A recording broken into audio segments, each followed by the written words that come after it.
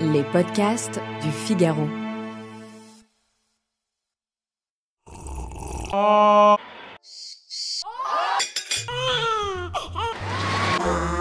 Si vous avez un adolescent à la maison, je suis à peu près sûre de 2 choses.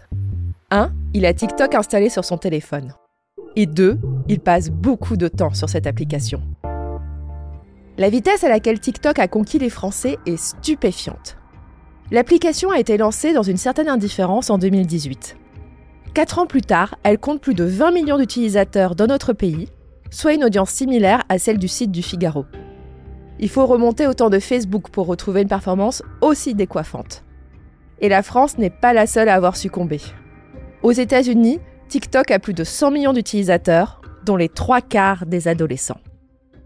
Mais quelle est donc la recette magique de TikTok pour avoir su si rapidement s'imposer dans les téléphones ? Venez, je vous explique tout. Bienvenue dans Question Tech, le podcast du Figaro qui répond à vos interrogations sur les nouvelles technologies. Je suis Chloé Voitier, je suis journaliste tech au Figaro Économie, et je peux vous dire que la montée en puissance de TikTok est un sujet qui m'occupe beaucoup. Il y a encore une poignée d'années, TikTok était vu comme une application, allez, disons-le, assez simplette, où enfants et ados s'amusaient à se filmer en train de danser. Pendant que les adultes regardaient le phénomène entre dédain et incompréhension, TikTok a gagné les cœurs des plus jeunes qui, eux, s'y amusaient follement. Depuis, TikTok a bien grandi. On y trouve des vidéos sur tout et n'importe quoi. L'humour, la cuisine, le bricolage, l'information, le sport, les livres, le soutien scolaire, les décryptages sur la mode, des réflexions sur le sens de la vie. C'est une sorte de YouTube de la vidéo courte et c'est totalement addictif. Les utilisateurs américains y passent en moyenne 40 minutes chaque jour. Un spécialiste des médias sociaux m'a dit un jour que TikTok était une chaîne de télévision personnalisée et je ne vois vraiment pas meilleure définition. Car elle est là, la force de l'application. C'est son fil, pour toi, nourri par un puissant algorithme de recommandation de contenu. Lorsque vous vous connectez pour la première fois sur TikTok, vous n'avez rien à faire. L'appli vous bombarde d'une sélection aléatoire de vidéos. Selon si vous les regardez ou si vous passez immédiatement à la suivante, l'intelligence artificielle de TikTok va deviner à grands traits vos goûts.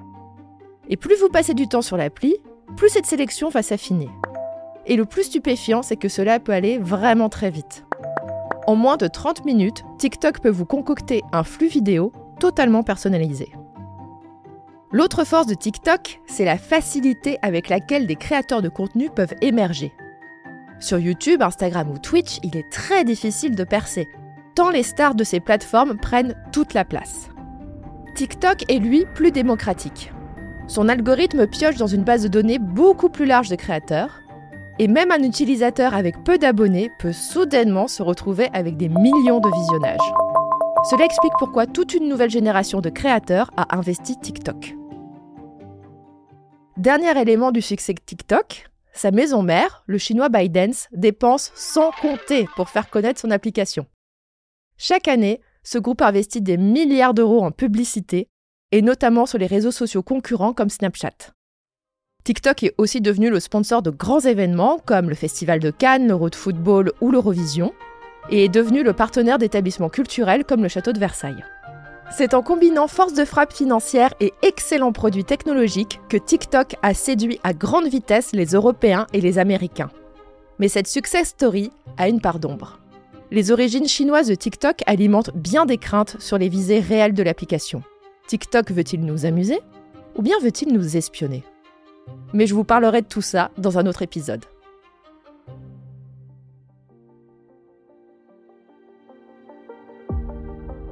Cet épisode de Question Tech a été réalisé par Astrid Landon.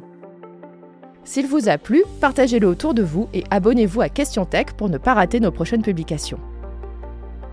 Vous pouvez retrouver Question Tech sur le site du Figaro, mais aussi sur Apple Podcasts, Spotify, Deezer et vos applications préférées de podcast. Et n'oubliez pas, dans la tech, il n'y a pas de questions bêtes. À bientôt!